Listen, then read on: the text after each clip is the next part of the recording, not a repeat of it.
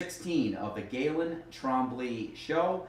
Today, my good friend, fellow localite, I guess, fellow golf fan, just a really good buddy of mine. We actually, I guess I want to say met, I would say reconnected through our wives.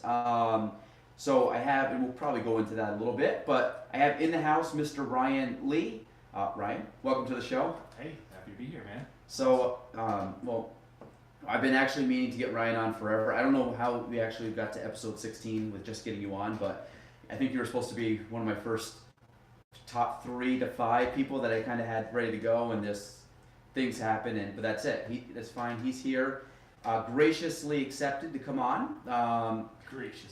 Graciously, yeah. I had to really kind of bend his arm and twist him and plead and beg, but he's a good guy, so he decided to come on and support. So, for Ryan, for everybody or anybody that does or does not know you, give them a little background, kind of tell them who you are, what you do, where you're from, give them a little context into Mr. Ryan Lee. Sure.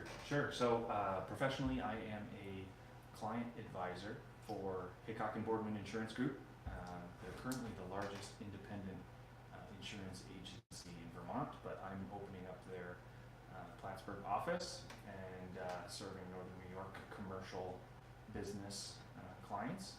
It's been an awesome opportunity for me, and I really enjoy insurance a lot more than I thought I would. I think if you'd asked me that in high school, I would be like, blah, insurance, that sounds awful, like the last thing I want to do.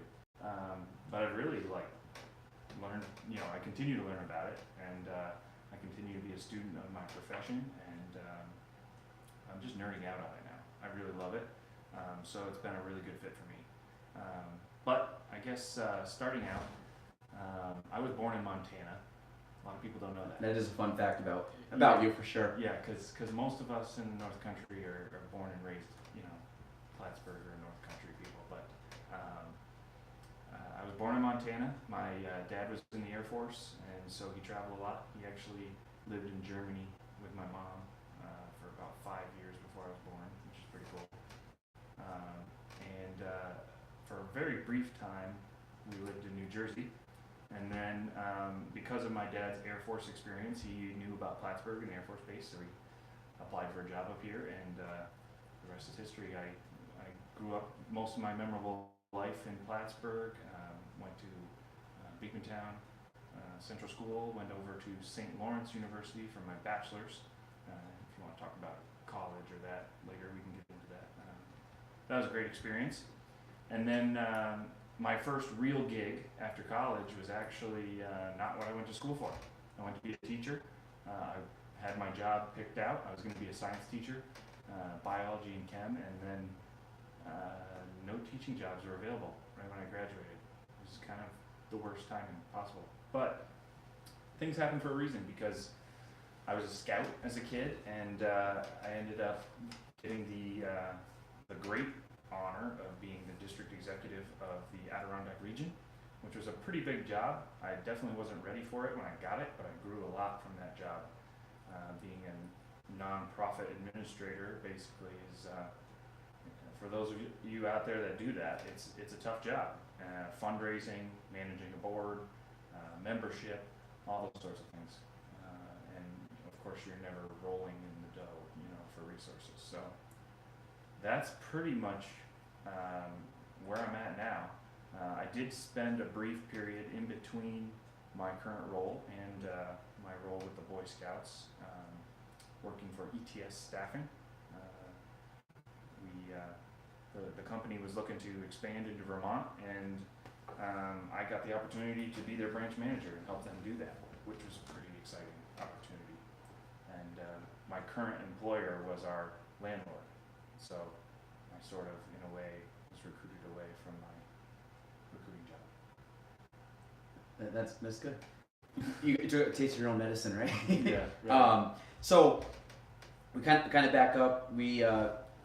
Ryan and I are both the same age, and Ryan's birthday is actually coming up. So if you see him on St. Patty's Day, and I'm sure you're drinking, buy him a beer. So to kind of go back how we actually met. From my memory, at least this is from the memory, and then we go back. So we actually met at Buffalo Wild Wings. This is true. At- This is true. at- I'm curious what your experience was. Okay. Yeah. So my wife and Ryan's wife were co-coaches at the prestigious powerhouse Clinton Community College girls soccer program. Yeah. Yeah. And we ended up, Gina told me one day, she goes, hey, we're going out to dinner with Lauren and her, well, boyfriend at the time, boyfriend's coming. So I said, okay, cool. I don't know if I think I met Lauren like once or twice, probably, I don't even know, like picking up Gina or whatever. So I didn't really have any background knowledge of Lauren either. So I remember sitting down, and I think it was right around the Women's World Cup time, so I think it was 2015. So Lauren comes walking in, you come walking in, and it was like one of those instant, like, kind of triggers, and I'm like, I know that guy. But I didn't. So I was like, who the heck? And it took us a few minutes, I think, to kind of like figure it out, but we were kind of like, where have I seen you before? And I think we both kind of did that.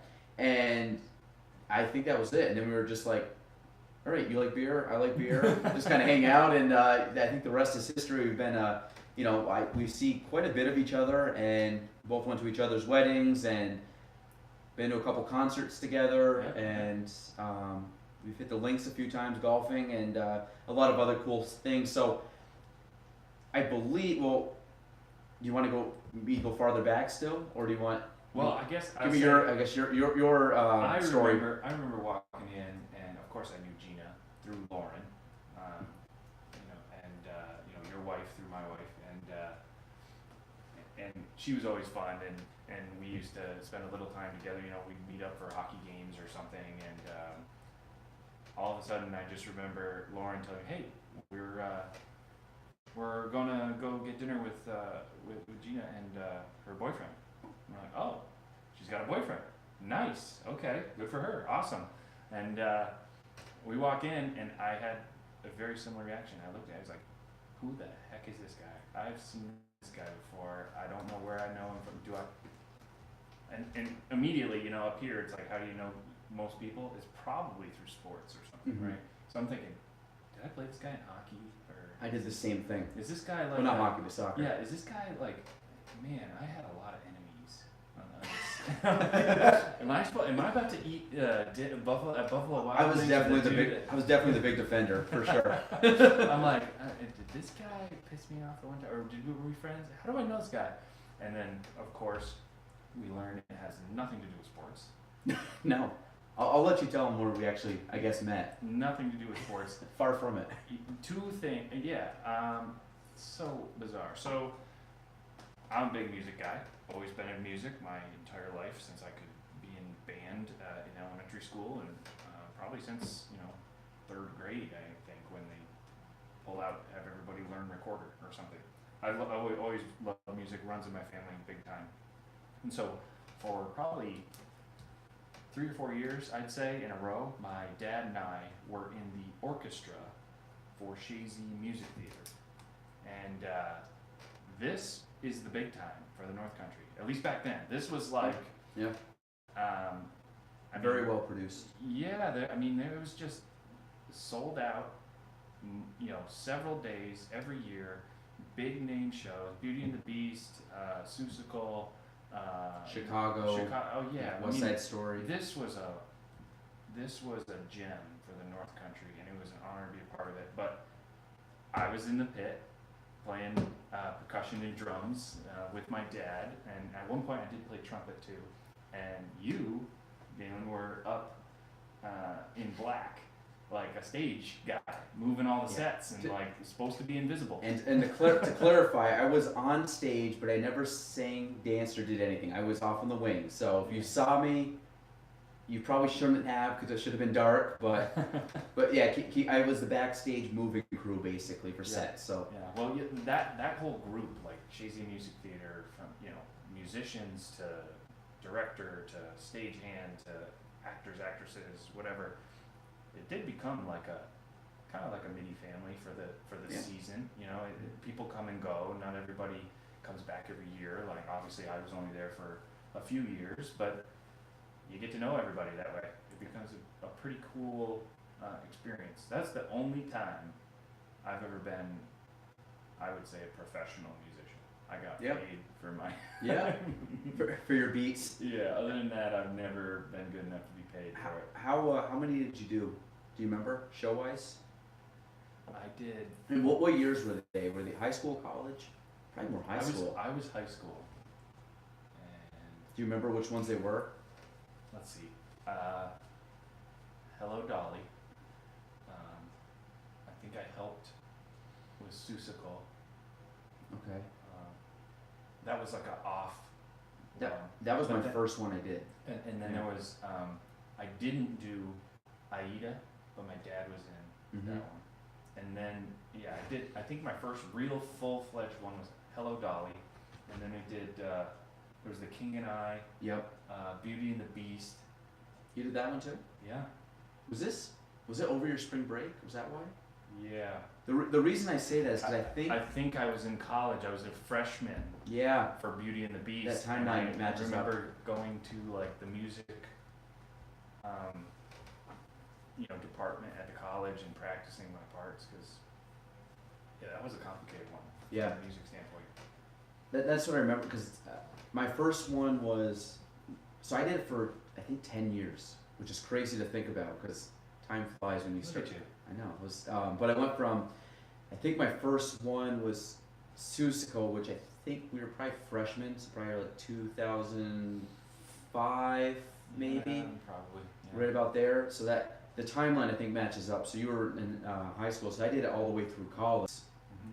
Probably went in, 6 days a week for 2 weeks, maybe 13 out of 14 days. So it was just kind of really crammed into 1 week or 1 2 week stretch. But people were great, very professionally done. I mean, I would say in this area, by far the leader in Mhm. community theater. I think I didn't really go to a lot, but from what people told me, and at least the feel of it was very professionally done. But that was funny. So without getting too much into that, we met indirectly. I don't even know if I talked to you. I mean, maybe I did, like off, maybe kind of in passing, kind of thing. But I just think we were kind of in your group. I was in my group because we were, you're just doing your part, so it's not like you're really mingling too much with people. Like we weren't with like the makeup people, we weren't with the light people, we weren't with And I think the people who were more in the acting production side had a lot longer road through it it because was like 4 months or so. yeah, and Yeah. like Yeah, we came in the very end, musicians, yeah. the musicians are like, it's like here's your music 4 months out, and then show up like the week before and just know your shit or Mhm. you're fired. They give the music that far in advance. Maybe not actually. I mean I I don't. wasn't sure because I know you guys came in. We always went It's in very last minute, and like honestly, it was primarily music teachers, people who Yeah. had the chops to do that, right? To get music, sight read it, and then a month later have it perfect. That was Yeah. definitely not me. I remember having to practice a lot. Well, I think at least through most of it, like I was surprised. We'd come in like 2 weeks before opening night, not even that, like a week and a half, and you'd always kind of come in and you're literally seeing the play for the first time, and you have somebody. We usually had like one backstage person that would kind of have an understanding of what was going on, and then they would just be like, all right, this is what we're doing. This piece kind of goes out here, and like okay, then we'll practice a scene, put stuff out, ask the director, is this good? Be like, yep. So we mark everything down, time it, page it. Basically, it was a lot of logistics, and what I remember the most about it, and I kind of prided myself on this as I got a little more into it and kind of really understood it, was you obviously see like the going out and coming on part. There's a timing to it because you only have so much. A lot of it's to music. It's not like you guys play any slower. So for the most part, you pretty much have a small window of opportunity. It's almost like a pit crew in NASCAR. It's like you go in, go out, you pull the stuff that's out, put the stuff that's out or on the side on. Lights come up, action, next scene. But then it's like while the play is going on, we're in the back like playing Tetris basically with pieces because it's only so big back there. So you're pulling stuff out in the hallway, you're bringing stuff in, you're spinning stuff, you're lifting stuff, you're moving stuff, you're basically getting things organized. So it usually just started as like a complete shit show at the beginning because everything's kind of ready to go. and then you could slowly kind of start pushing stuff out in the hallway as the play would progress. So towards the end, usually it was a lot more room back there, a little more room to breathe. But the first 4, 5, 6 scenes, it was havoc back there, and then you have actors and actresses walking in and out, and you're trying to do your best to obviously respect their space, and then they're trying to do the best to respect your space because it's a confined area on the wings of the stage. But overall, a pretty positive experience. Met some cool people through it. Very talented people. I remember for Beauty and the Beast, probably one of the most impressive stage crew contraptions I've ever seen for live theater, at least locally, not professional Broadway. I mean, this was cool, but for Beauty and the Beast, you know how throughout the movie there's rose petals. Oh yes, fall off. yeah. I do remember that. You know what I'm talking about. You know where I'm going with this. Yep. This was engineering in its finest. So throughout the show, the rose petals keep falling off, and they're like, oh boy, we're racing against the rose to change the beast back into his prince form or whatever. And they had attached fishing line or something. I feel like I remember the guy telling me exactly how he built it, but they hooked fishing line to each up through the stem and onto each petal, and then as they would fall, they'd fall free as if there was nothing attached to them. And then when the rose comes back together at the very end of the movie or in the show, I don't know how he did it, but a remote control sucks them all back up into the shape of the rose, and every single time it just blew my mind. Yeah, that's funny. The reason I do remember that, I remember whoever it was, explaining it to same thing, kind of like how they did it. But I was always on that side of the stage, so I never actually saw it live. So if you think about it, I went 10 years at this play, never watching the play from the front. Every once in a while, maybe it was the last scene of the act, we had everything set up, and it was the last, usually the scene before intermission is kind of a big scene. So we'd always set up, and usually those are kind of the more memorable, the big action, the good music, the dancing, everybody's on stage. So we would set stuff up, and a lot of times we'd sneak back up from the back of the stage all the way to the back of the auditorium to watch the last scene, and that was pretty much my experience of all Shazy Music Theater for 10 years, so a full decade of basically watching it from 1 or 2 scenes a night from the back.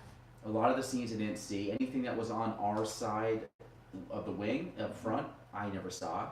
I would always see the one on the other side, but you're really limited, and you're always seeing people from the side angle through curtains, so really, you didn't get the full depth or breadth of what it was going on because you saw it from such a limited perspective. So that was kind of cool because to be honest, I never actually saw it. I heard about it because people were raved about this engineering feat, and but I never actually saw it live. So yeah, I wish I would have, because that would have been pretty cool. It's like Elon Musk put it together or something. Through those tunnels. Yeah. Through that boring company. But yeah, no, Shazy Music Theater was good. So that's how Ryan and I came to know each other, and then reconnected, 10 years later. Crazy. Maybe not 10 years, but close, 8 years or so. So that was good, yeah. No, that was really cool. No, just kind of like I said, that brings back a lot of cool memories, because a lot of stuff, when you go through high school and college, you have very distinct memories because it translates to memories of that's why I'm very good date-wise when it comes from any time I was in school, because I can know okay, I was in that grade, which triggers this memory, which triggers this whatever. So I always have a good timeline up till probably midway through college, and then things kind of really basically once I hit 2021, things just really kind of blended together.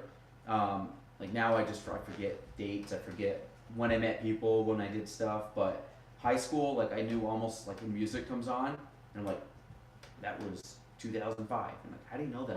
Well, I was in 9th grade, and I just remember the song playing on the radio, or I remember it at a school dance, or I remember it at a talent show, or it was funny the other day. I was driving home, and Gina's car has XM. Mm-hmm. So 3 songs in a row. They were doing 2007 top 40 hits or something. 3 songs in a row were 3 of the songs that were our basketball playlists, and I literally sat in the car and listened to all 3 of them, and it was amazing. And then John Mayer's "Your Body's a Wonderland" came on, and I just went, which is fine. I like John Mayer, but it killed the vibe, so I shut the car off and went in. But it was 3 rap songs that you I guarantee you have not heard since 2007, and they were in the top 40. I think they're like 15, 16, 17. I listen to them, I'm like, this really brings back some good memories. So music has a tendency to do that. Yeah, I agree. I totally agree.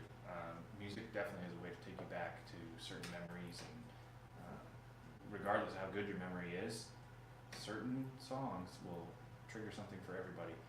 On the John Mayer point, Lauren and I saw John Mayer in the Bell Center a few years ago when he released one of his newer albums, and he played Your Body Is a Wonderland, but he went through this whole speech before he played it about how sometimes when you are successful in music, you have one song that is, he didn't use this phrase, but basically like the death of you, you know? Like he's like, but, you know, you play it so much, he's like, he gets so sick of it, and he's like, but I'm pretty rich because of it. I always think. I'm like, yeah, that's true. And he's like, so I'll play it for you now, but I haven't played this song live in like 8 years or something. Really? Yeah, Yeah. I believe it too, because some of those. You just get sick of it, I'm sure, you know? I was listening to something the other day. Like, if you take, who was it? I think they were talking about like the Rolling Stones. The Rolling Stones, or take Elton John, who's on like his farewell tour.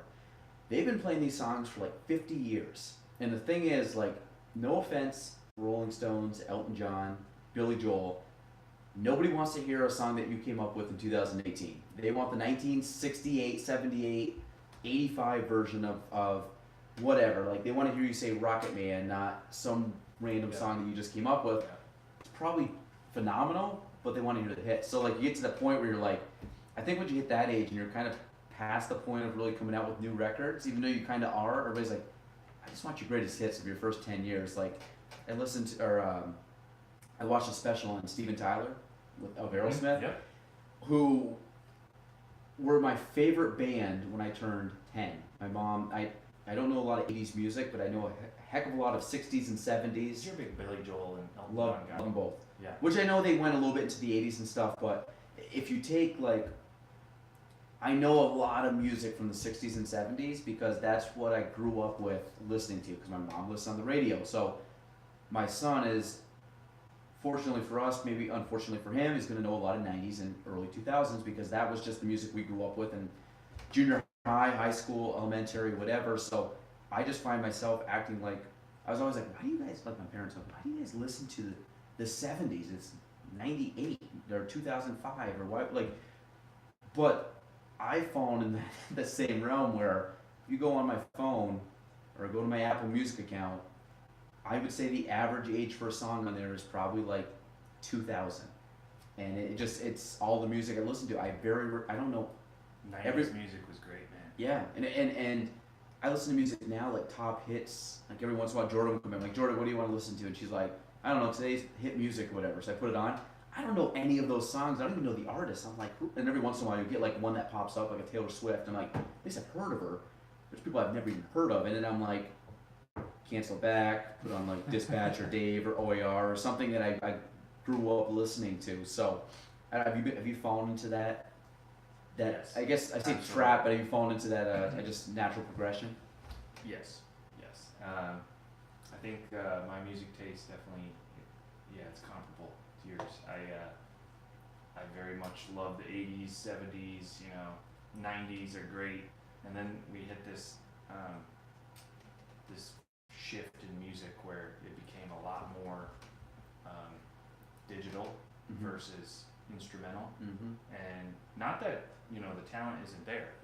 There's certainly, it's just a different leverage of talent, and creativity. But for me, I like listening to someone on a guitar play a really complicated lick. I mean, that's why I love Dave Matthews. I'm a huge, everybody knows me, I'm a huge Dave Matthews Band fan. And I think it's... We just went this past December yeah, or something, November? Phenomenal. And I've been to so many shows, but what I love about that band is they are all instrumentalists. They're not necessarily, a bunch of lyrical geniuses, or Dave's not necessarily, Dave's got some cool lyrics, but like what A really lot of makes spacey lyrics. well, yeah, he's if you actually listen and break down his lyrics, it make you go places. You're like, whoa, what was he thinking that day? But if you listen to their music, man, that's a well-oiled machine. That's just beautiful to me. I think we both agree. What's funny is I think we sat there and we could almost tell which songs were coming on just by like kind of the we were trying to almost get, it was like guess. That's when you start nerding It was like out. Guess when the you're Dave a song. real fan, when you can hear their little teaser in the beginning of a live show, and you're like, oh, yep, that's that one, yep. Or you can't think of the name of the song, but you know every lyric to the song. That We're too. just sitting there like, what's this? And they're playing it in your head. But I probably could answer this for you, and I think we probably both agree. Who's your favorite band member? Just pure musical wise. I think we're both the same. Oh. Out of that band. Okay. Out of that band. Yeah, okay. Not overall. That's difficult. Carter? Yeah, 100%. Carter Beauford. Yeah. 100%. I have a Carter Beauford stick Which is so that cool. I caught, and Carter's the drummer. If you don't. I have a photo with Carter. I didn't know that. I met Carter before. Yeah. This was the same time as the stick incident, or no? No, different time. Did you go to SPAC and see him? Yep. So my best friend and roommate in college, is from the Albany area. He would be great on this. Oh yeah, he'd be great. He'd be phenomenal. He's Jake good. Hardy. He is an interesting dude, Yeah. and he's become even more interesting as age happens. But anyhow, so I mean, cool Carter story. That dude is sweet. So my roommate and best friend at the time, best man at my wedding, and his dad owns a painting and construction business down in the Albany region, and because of that and his connections, he always was able to get really good close tickets for the shows at SPAC, and was able to kind of get us pretty good hotels to stay and be safe, after a show. And we ended up, long story short, coming back from one of the DMV shows, and we're standing in the parking lot. Looking around, what the heck? There's a lot of people here. What the heck's going on in our hotel? It's a nice hotel, but I mean, I guess I didn't think it was that nice. I mean, I'm not uppity or anything, but like I've stayed in some real nice hotels, and I thought this was a nice one, but not like I would have just expected the band maybe to have like the hotel in Saratoga. I mean, we were definitely not there, but all of a sudden these big coach buses start showing up, and all these people are waiting. They're like, "What the heck is going on, dude? This is kind of exciting. Like, is this the band? Are they staying at the hotel? Are they here with us?" And Boyd Tinsley, the Yep. violinist, Mm-hmm. pops out of his trailer or out of his RV or whatever, and quickly goes inside. Like, nope, I'm not. I don't have time. I'm too tired, kind of thing. And goes inside. Stefan Lassard pops out. He's the bassist. Pops out, walks in, kind of same thing. Shakes some hands, kisses some babies, that kind of thing, and kind of gets out pretty quick. Another bus comes by. Carter pops out. He's like, hey, everybody, calm down. I will stop and say hi to everybody. You guys are the fans. Like, I value. I'm gonna stay and talk to every single one of you. We're like, holy shit, this is sweet.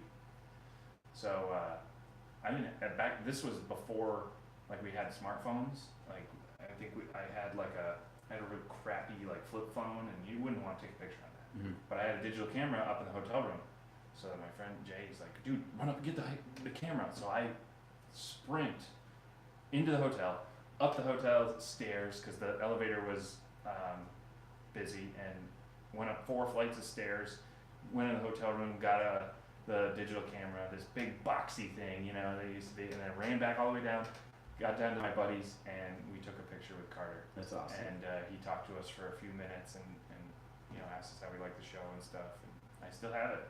It's on my Facebook actually. Oh really? I gotta look it up. He just seems like a good dude.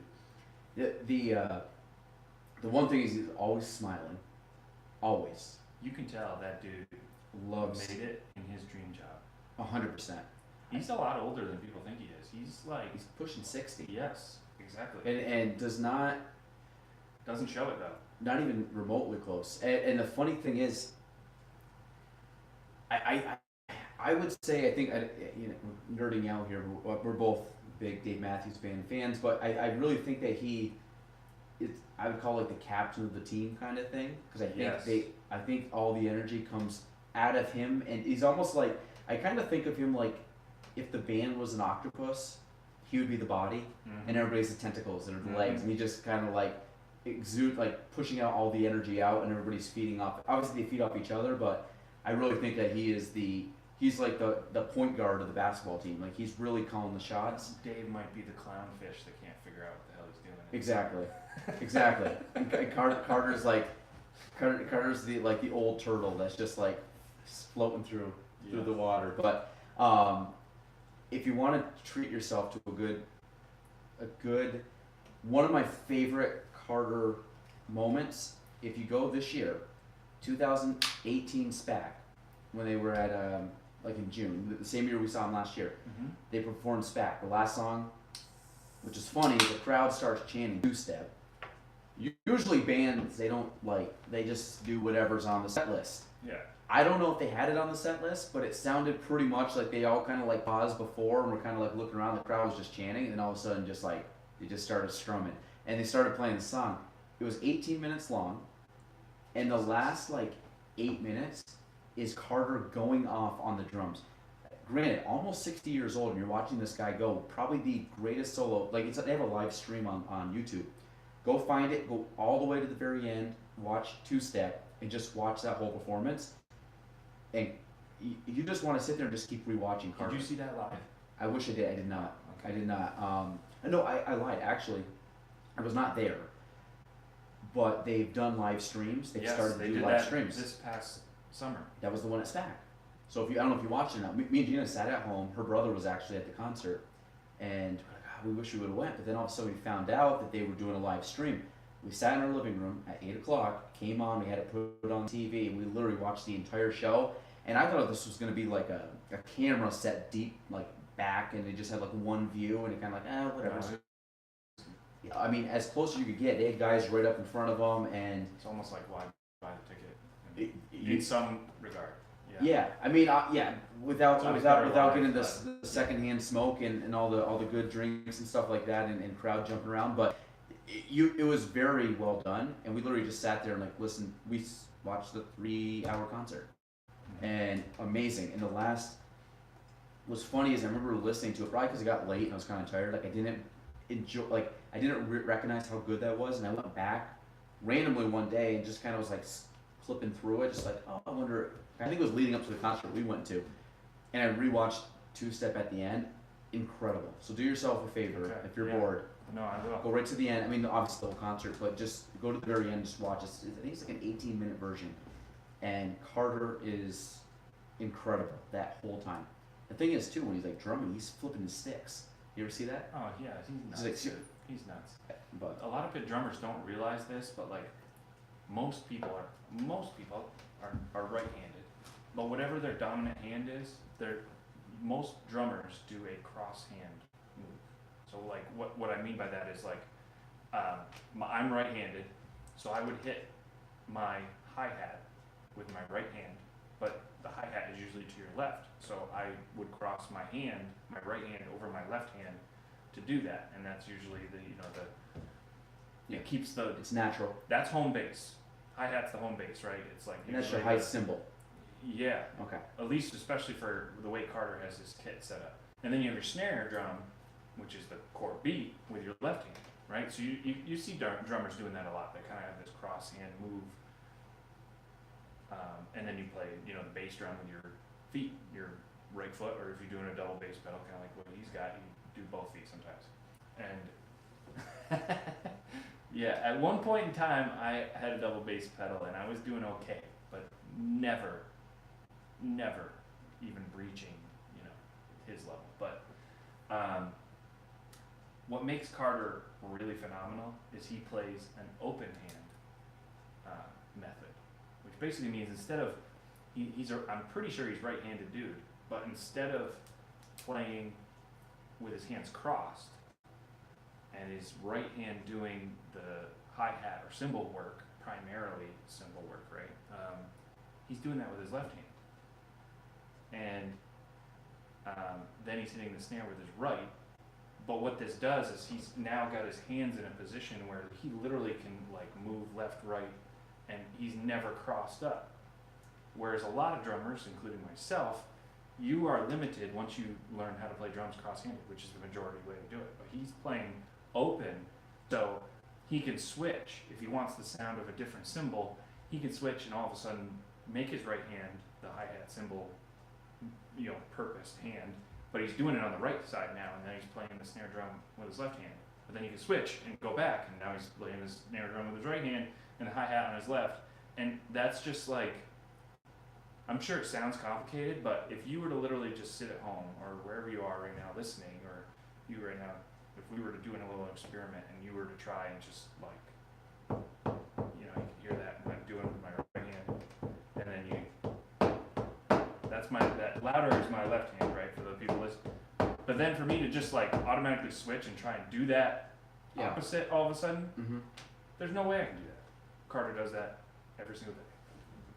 Nice. In a much more complicated fashion, of course, than what I just did. But it's pretty incredible. That's a level of detail that people don't even understand. Well, I've talked to some people that are drummers, and all of them say he's one of the best, if not best, drummers that they've ever seen. I can think of is Neil Peart from Rush. I've never seen him. He's like I know Rush, but I've never seen him. He's filthy good. I think Carter's more experimental, kind of like raw talent, improvising, and I think Neil Peart is the guy that if you want to be a phenomenal like technique and rudiment guy, like drum line, snare drum skills, and like really just be as tight as possible, and like Neil Peart's your guy. But if you are curious, look at I think. So Neil Peart's got this drum set that goes completely a big circle all the way around him. We're really going into a tangent here. That's fine. He's got this drum set that is literally an entire circle all the way around him. And he's got a couple different thrones, like the seat that he sits on. And he can switch throughout the show, jump from one seat to the next in his drum set. And his stage rotates like underneath him, depending on which one he's playing. So he's facing the crowd. But there's a drum solo that he does periodically throughout their shows that is like, I'd be hard pressed to say that even Carter could do it. Like, really? This thing is filthy good. What's his name? Neil Peart. You know how to spell Peart? P-E-A-R-T. P-E-A-R-T. I think so, yeah. From Rush. And that's a 3-man band. They're generating Canadian just as much sound as Dave Matthews with 3 dudes. Geddy Lee, the bassist, is playing like keyboards with his feet, and he's playing bass too, and he's singing. Their guitarist is filthy. I forgot his name in the moment, but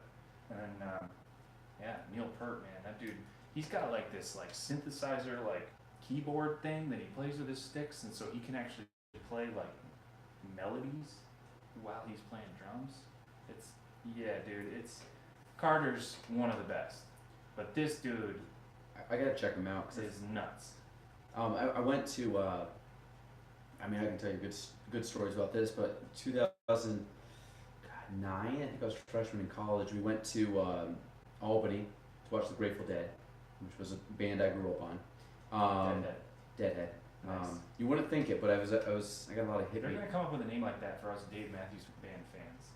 I'm surprised they don't. It's the same thing. Yeah, I'm surprised they don't. But I enjoy Dave Dorks. That we would both be classified as that 100%. I went to the Grateful Dead, which again, kind of a band I grew up listening to and still listen to and still like their spacey, jammy stuff. They have 2 drummers. And the concert I went to, which I think is a typical Grateful Dead concert, they played 15 songs over 4 hours, and a lot of what they call bass, which is just jamming. They had one section, I think the second part, or the second towards the end of the show, probably 2/3 of the show, they had a drum solo, and it was just the 2 guys drumming. one guy was drumming, then one guy was kind of on these big drums that he was smashing almost, not a gong or like a tambourine, which I don't know what they were, but I just remember like you were like your heart was like pound or your chest was pounding because whatever they had for the sound going on, literally the whole place was just vibrating. These guys are just smashing drums, and they did it for 8-10 minutes. Wow. A drum solo. I mean, they are notorious for the jam band, but they it was Mickey Hart and I was thinking about this the other day, Bill Kreutzmann. I probably butchered his last name, but I believe the original drummers, and they just were just ripping on these things. So that was an experience, but that was the first time I ever saw two drummers. I mean, I knew they had two drummers, but the first time, I actually saw two drummers, and not like a drummer and like a percussionist on the side, like legit, they were both drummers. They were both like side by side the whole show.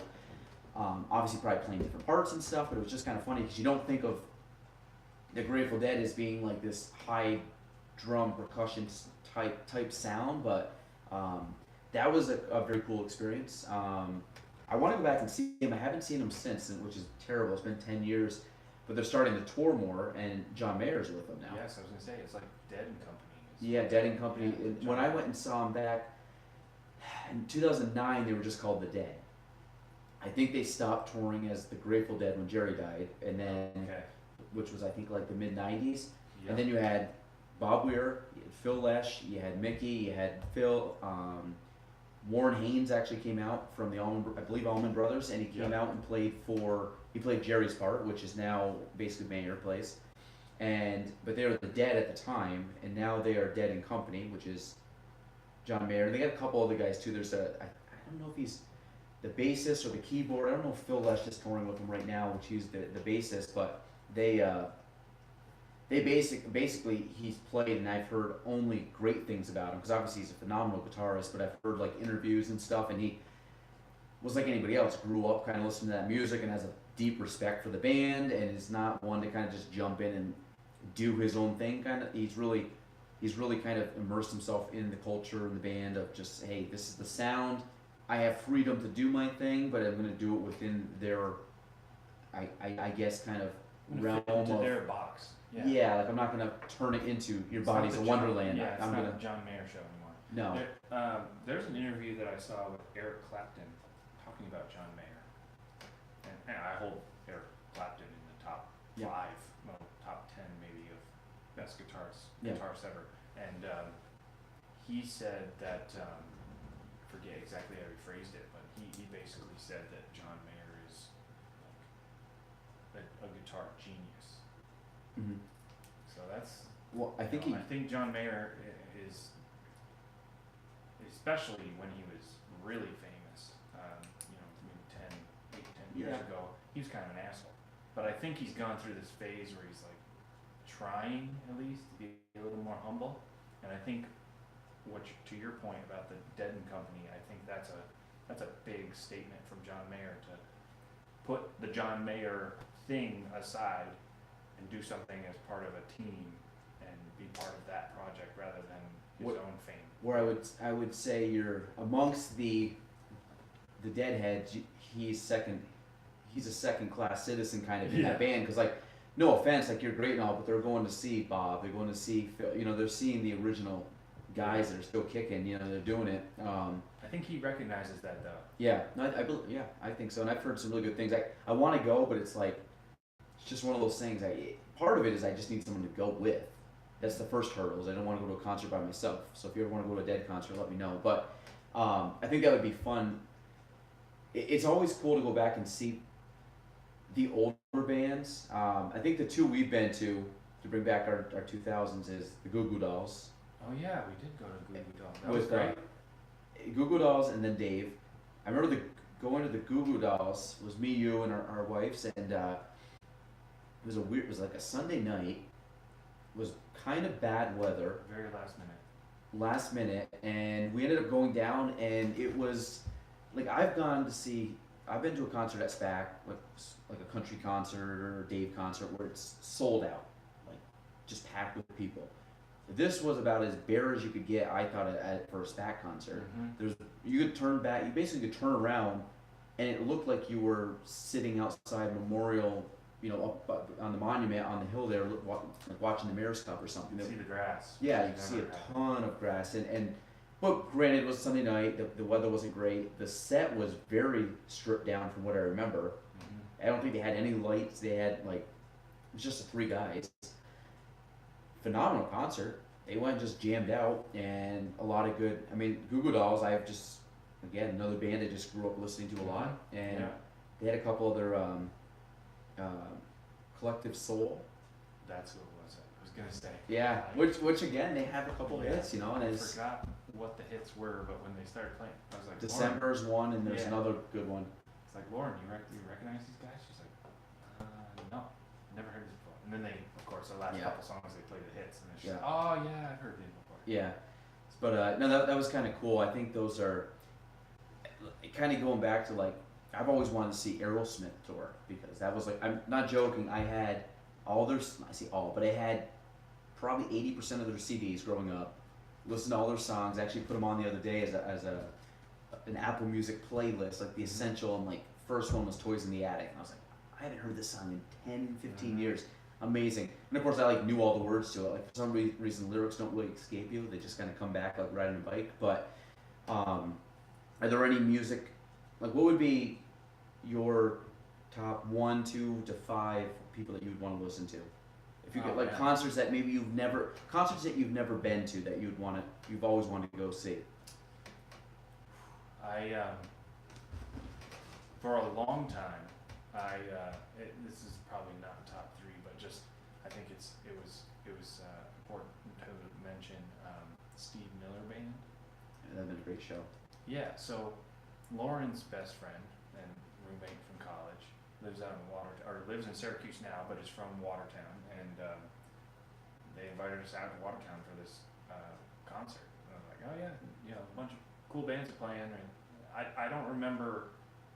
They probably told us Steve Miller was playing, but for whatever reason, I never really thought about it.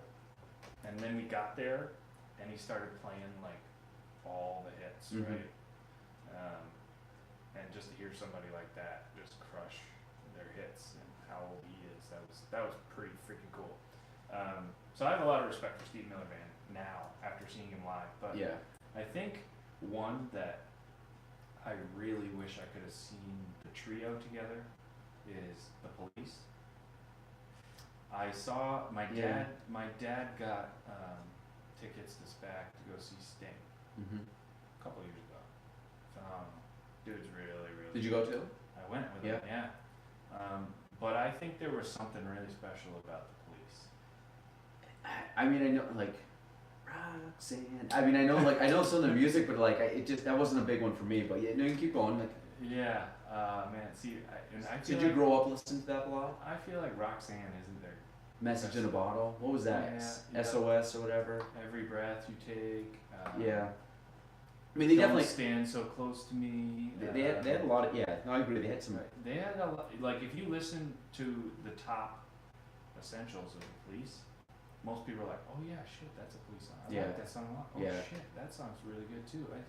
But people think at first Roxanne.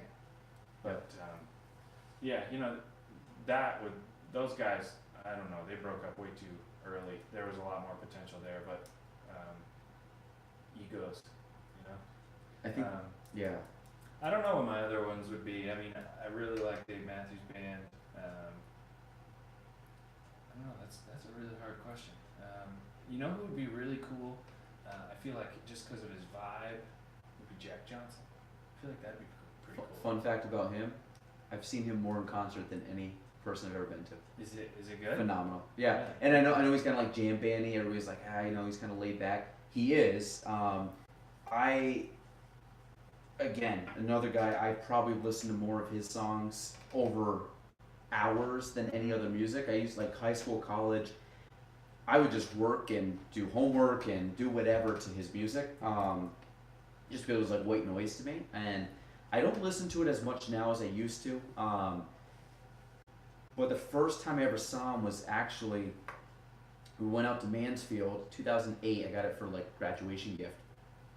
And this was up to the point where he never really toured. He lives in California / Hawaii. So He's just a surfer. yeah, he was a professional surfer before he got into music, and he did a lot of surf films. I know a lot about Jack Johnson, but he ended up going to I think like UC Berkeley for film, and very good. He did some surf films, did some music, and I think his original album. I can't believe I'm having a hard time. Not on and on. Oh my god, whatever. His first album, and he basically was doing like surf films, and then he kind of started to get popular. And then when he had In Between Dreams, which was the kind of like his iconic yellow album with the Hawaiian tree, and when that one came out, which to me is basically almost like his greatest hits album, obviously there's a lot of other songs, but that you cover, it's kind of like Dave's Under the Table and Dreaming album. Like 10 out of the 12 are like instant classics, and I remember listening to him, and I was like so pumped, and I didn't know he was touring. My sister found out about it, so they surprised me with tickets, and I was so pumped. We ended up sitting, like, we were dead center, about 10 rows behind the pit. First time I ever saw him, and it was amazing. And obviously, like, his music's a little laid back on the album, but he picks it up at the concert. Changes it up. Yeah, so there's a lot more to it. I met his drummer. Oh, cool. Yep. So I got a picture with him, which obviously is not if you ever watch him play, he's very much just kind of like keep the beat. He's not Carter, but so that was really cool. And Jack, to put it in perspective, I've seen him probably 5 or 6 times. I actually saw him one time at a festival, and we went out to see him in Boston, just outside Boston.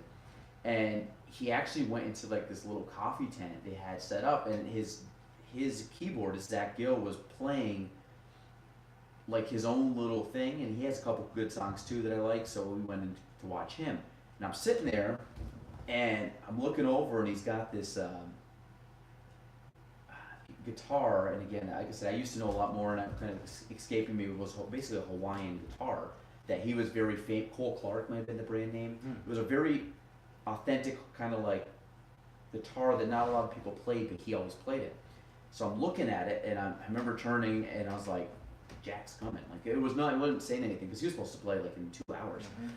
Sure enough, he comes walking out and plays 2 or 3 songs with Zach, and he was 30 feet away from me, just sitting there. And we were in a place with about 50 to 80 people. Small tent, yeah. And it was just kind of popped up into this little tent. They were just kind of doing like, they call it like coffee house. That's what they call it, the coffee house. But it was like a bunch of people because it was like a festival, so you'd have like people come play that you didn't really know. They're obviously good musicians. I didn't know who they were. And then he came on, so I'm like, well, I want to go see him. He's in Jack's band, just see him by himself. And all of a sudden, Jack came and played a couple songs with him, which was really cool. And so that was probably the closest we ever got to him. But I've seen him a few times, and the funny thing to show how laid back he is two things. 2 things that I really remember most about his concerts were, one, I saw him in 2008, and I think I saw him in 2010, and I think I saw him in like 2012 or 14.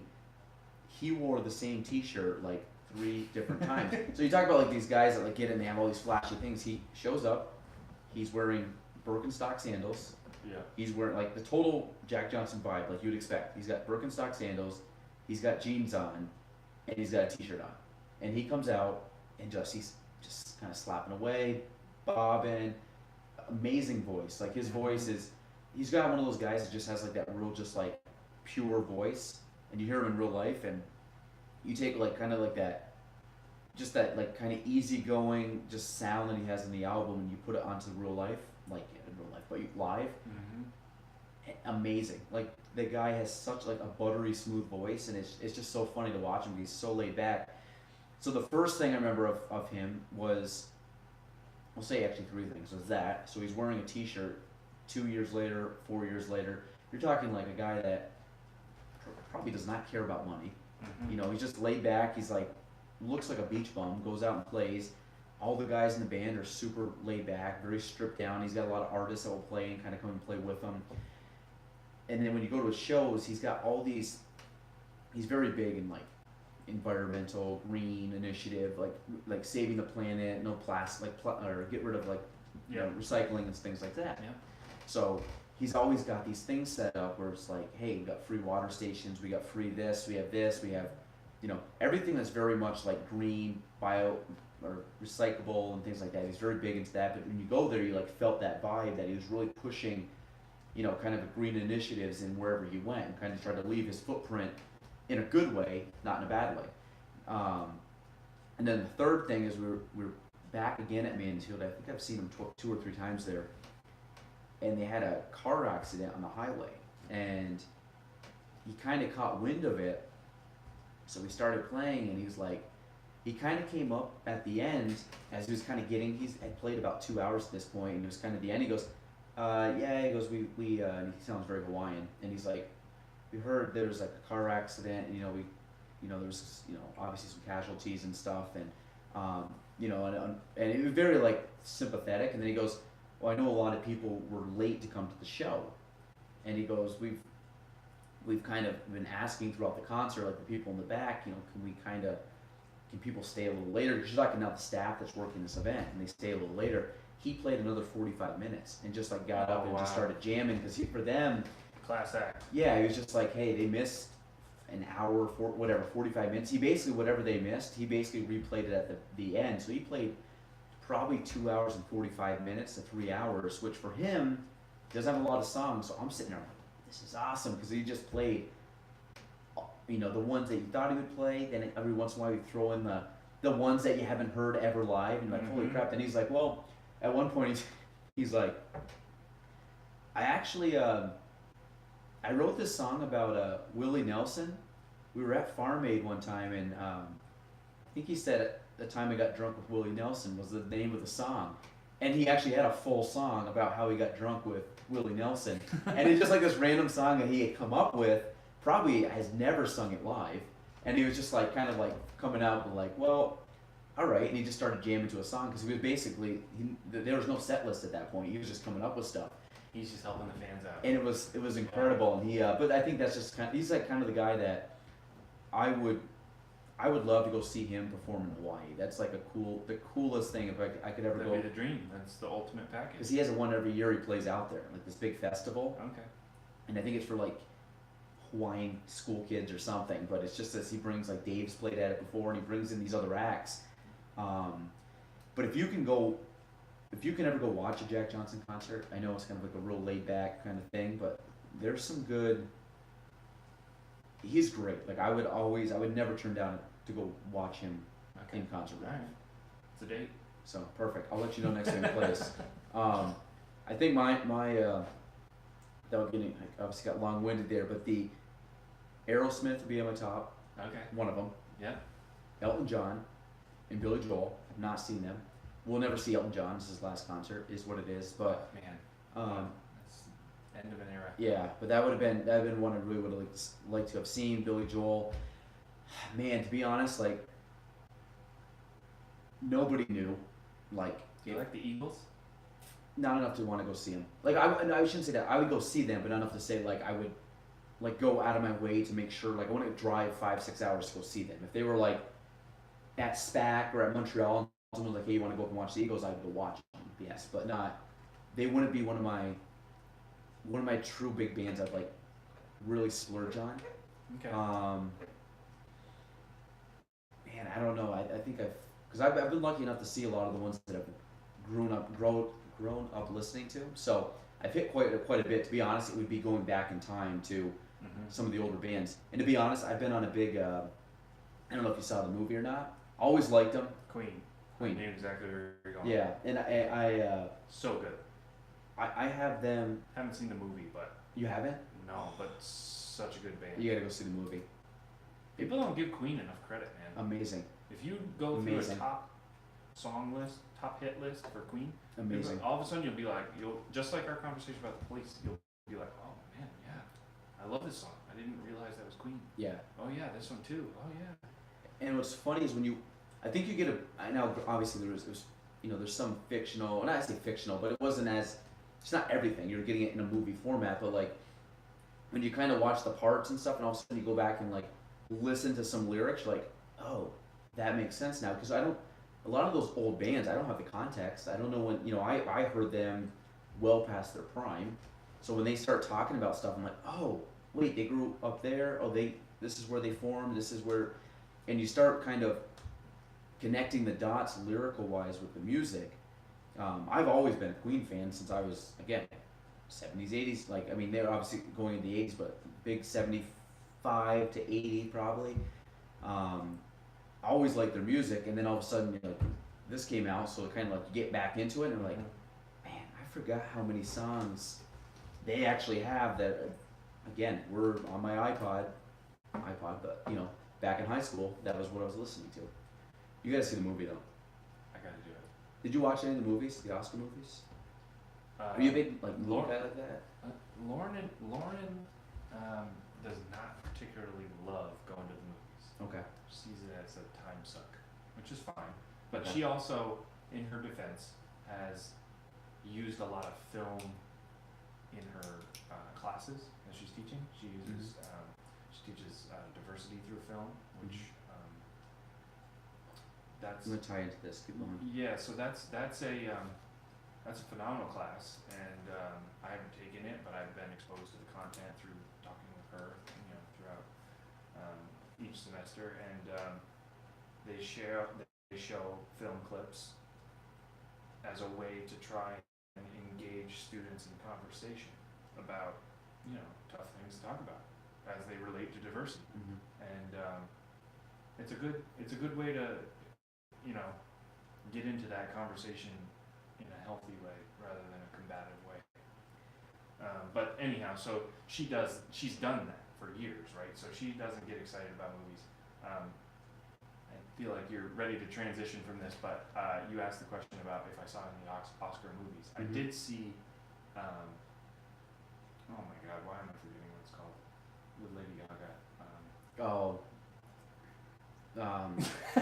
This is embarrassing. A Star is Born. Yes. I didn't see that, but I know the title. Honestly, phenomenal. Really good. I wasn't sure what to expect, and It's a remake of an old movie. It's a remake. I think it's the third remake. I think there was a. It's kind of like it's the a Great remake Gatsby from kind a of deal. remake. Yeah. Yeah, but anyhow, the movie was awesome, and I gained a lot of respect for Lady Gaga. Lady Gaga actually. But anyhow, where were we gonna go? Well, when you had mentioned movies, I saw two. So I saw Queen or Bohemian Rhapsody. The other one that I saw, which I think if Lauren hasn't seen this, she should 100% show it to her class, is The Green Book. Did she watch that at all? So the whole I don't think so. Okay, so the whole premise of The Green Book is actually fun fact too. Viggo Mortensen is in it. St. Lawrence grad. Yeah, you knew that. I was about to say Did I that. steal you? No, well you kind of did, but yeah, he did, and I didn't realize that he's from Watertown. I met Vigo. Did you? That's cool. At St. Lawrence. Well, I was literally in between class, super stressful day, and they had this little place in the student center called the Pub, and I popped in to grab coffee real quick before going to class, and sure as shit, I look over and look who's pouring himself a coffee. Oh, you recognize him just like that? Yeah, he shaved and like didn't recognize him. He's like all clean cut because he was very. But I think he was there for like a fundraising trustees thing or whatever. You know, he comes in periodically to help him raise money. But Yeah. I didn't really talk to him, but I did like go over and shake his hand. Hey, nice job in Lord of the Rings kind of thing. Yeah. I don't think he was very amused because I'm sure he gets that a lot. Yeah. He's probably sick of it. Yeah. I didn't mean it in a. Yeah, I mean, But he's, you know, when he gets, everybody's just constantly like, oh yeah, I loved you in Lord of the Rings. It's like I'm sure it's old. well, in the movie, I don't know, I think he gained some weight for the movie. I could be wrong because I did not recognize him at all the entire movie.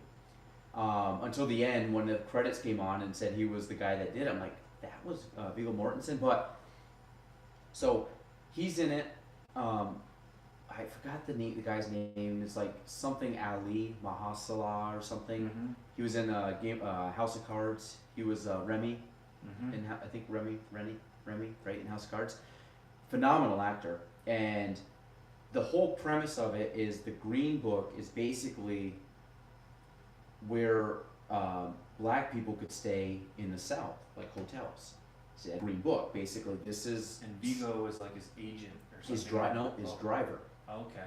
So I'm gonna call him Ali's his last name, but he is a musician, a very very talented musician, and without going too much into all the details, this takes place back in probably I want to say the 60s, 50s, 60s. So race relations obviously weren't great, and kind of like the Civil Rights Act kind of time, and basically what happened was he wanted to do a tour of music through the Deep South, and he needed a driver, and basically Viggo Mortensen's character applies for the position.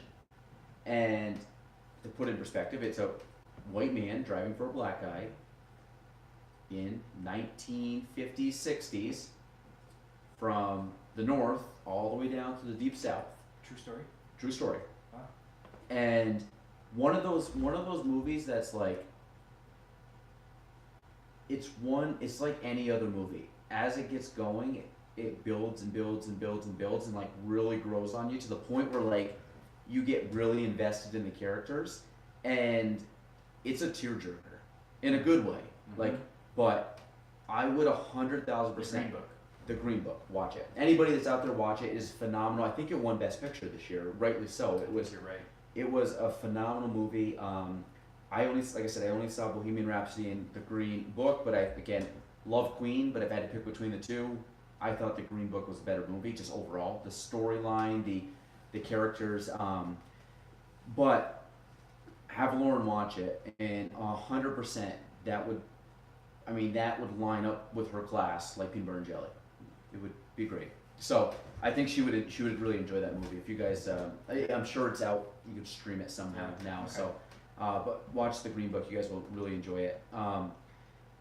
So, kind of transitioning, I guess, since we talked about our love of music for an hour, which is fine. That's good.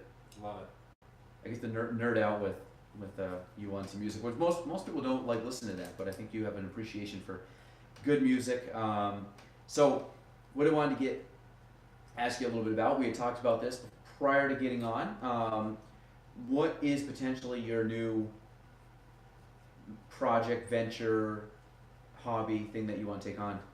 Well, first off, I think you are aware of it, but on the side, kind of for fun, I have a little sole proprietorship called Rondak Chairs and Furniture. I gotta put this in the show notes. I gotta get better at show notes. No, it's good. Rondak Chairs and Furniture. I make. You're Mr. Rondak. I'm Mr. Rondak. I make handcrafted Adirondack themed furniture. Primarily, I call it the Rondak chair. It's basically a take on the Adirondack chair, but this sucker, when I can make it to my best liking, it'll last you forever. It's beautiful and it folds up.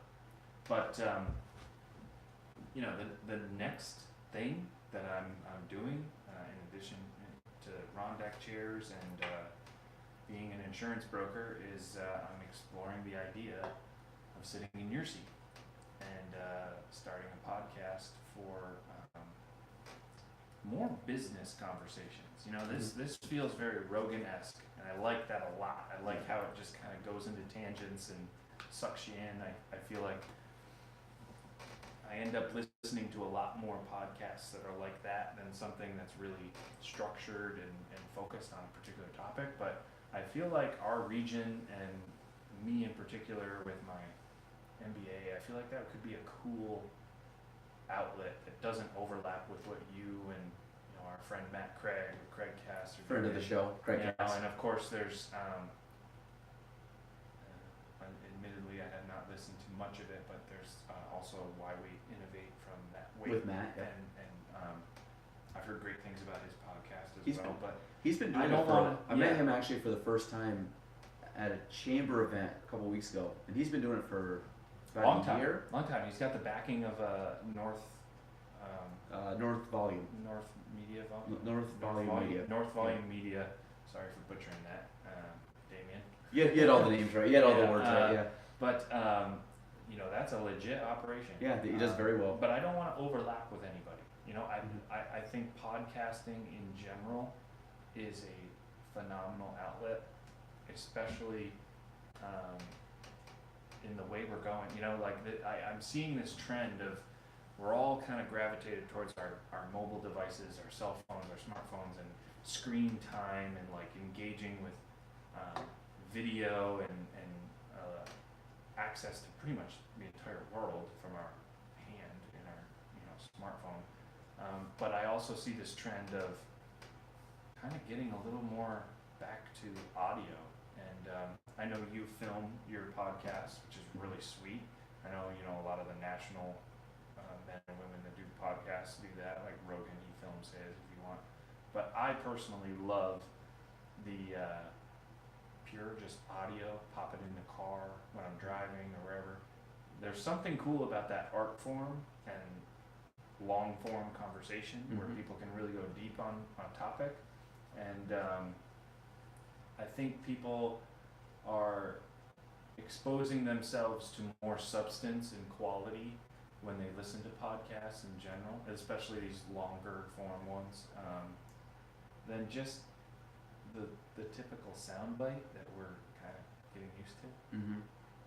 So I don't know. I feel like there might be a place for a business focused podcast in our area. I don't know. What are your thoughts?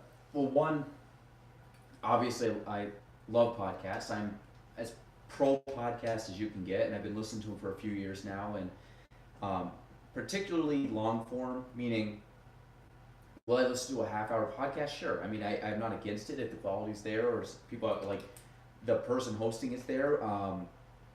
But I've mentioned his name 1,000 times because I think he's become kind of the pioneer, not say pioneer, but basically a big A-lister in podcasting with Joe Rogan.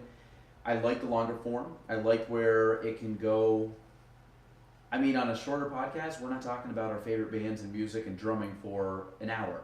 But here, I didn't even have that down really. I as anybody knows, it's very non-scripted. I have a couple things down that if we kind of get off topic or kind of beat a topic to death, we transition. But I mean, we didn't really discuss much. About 2 minutes before we went on, hey, what do you want to, let's jot down some themes that we can talk about, and that's pretty much it. So it really allows a conversation to take over a life of its own. So that was when I went into doing the podcast. I had really no idea of what I want. I had an idea and I didn't. I actually wanted to originally do a business podcast where I brought in people, talk to them, in different, owners of companies or different, specialties or different areas. And to be honest, there will be some of that on here but I've ended up transitioning, and I thought about this prior to getting into the whole podcasting thing, was what do I really want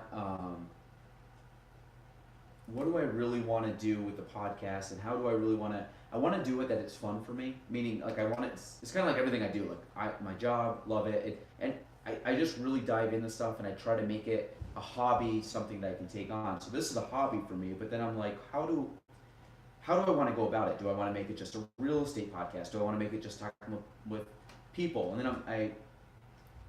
I don't know if there's a right or wrong, but my whole thing when I did it was I really want to go down a route that I really like. And my whole thing was, it's not any type of title, job, background. It's just I want to talk to, and I think I have it in my description, people that I find interesting, and that's it. That's the only theme of the show. There's nothing else.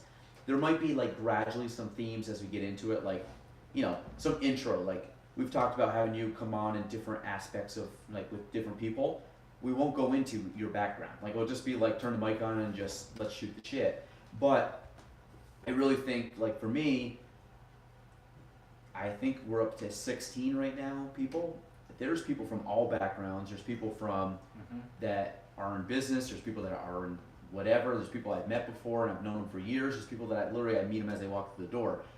I just kind of, people that I find interesting or I want to talk to. There's some people that I've known forever that, to be honest, great friends or whatever, but don't really want to have a longer form conversation with them, not in a negative way, but just it's not really kind of how we gel or vibe. Where I find I talk very good with you. I've had some great guests on that every time I talk to them, I just have very long, thought-provoking conversations that I enjoy. I just like that form of medium. But I think from what I've seen, like if you ever go on like of course I did this after I started the podcast, so it kind of was going back, stepping back in time the wrong way. But what is like best practices for a podcast? And they're like, we'll do this, this, this, and this, and like I did probably 2 of those, which was basically like get a mic and that was about it. They were like, hey, have a theme, get your guest list, and I really didn't do that. It was more like I got the equipment, I called up Matt and I said, Matt Craig, founder of Craigcast. I called Matt and basically said, hey, can you come on? I had no clue what I was doing, and literally we went a full month of just recording because I didn't know how to edit anything. So I had like 5 or 6 episodes recorded before we ever mixed them up and put them out, just because I didn't know how to do it. So I had to take that time to learn it. But one of the main things they talk about is have a niche or kind of go down a niche market. Like if yours is, business people in, let's say Clinton County or upstate New York, or just business people in general, you can really go anywhere with that. But it keeps a little bit more structure. Mine might be a little bit all over the place. I don't know, because I can grab anybody really and talk to them, but it doesn't make it good, bad, or indifferent. It's just, for me, that was what I wanted to do. I just wanted to talk to people I wanted to talk to. So some of it is good conversations where it's like, I say more thought-provoking, or it's 5 guys, 1 mic, and we literally sat for 2 hours and just made fun of each other and talked about anything that came up and anything, just what our minds wandered. So, I don't know, I don't think there's one that's either good or bad. I think there's definitely a small niche of people up here, and as I've gotten into it, I've kind of like met people or heard of people doing podcasts. I honestly, when I got into podcasting, I knew of Matt's podcast, and that was pretty much it. I knew a little bit of North Volume, what they were doing. I don't even.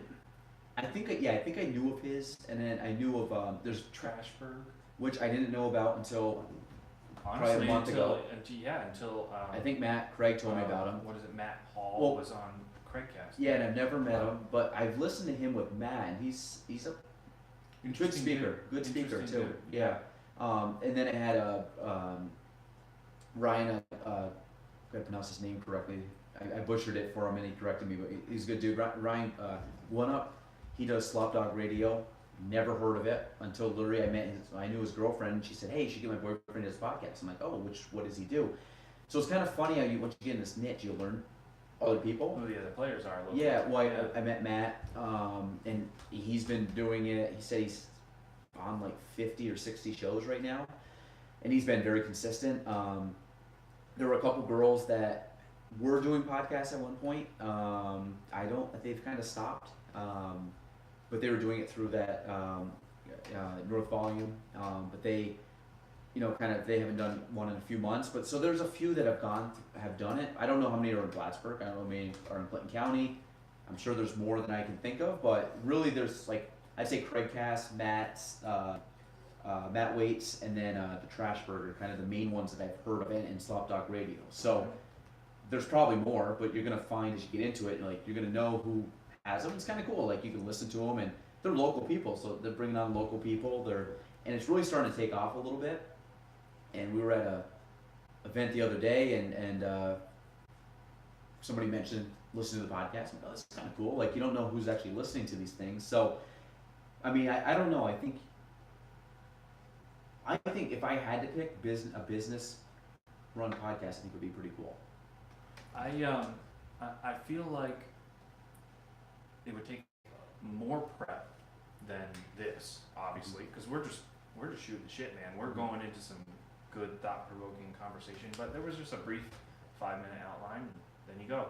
So, I'm recognizing that as a potential time investment that I would have to make, but I also don't necessarily want it to be structured to the point where it's like every episode is 45 minutes or an hour. I'd want it to be able to go into deeper conversation in a business setting, because I think I think my goal would be to provide a podcast that sort of extends what I've been trying to do as the president of ADKYP.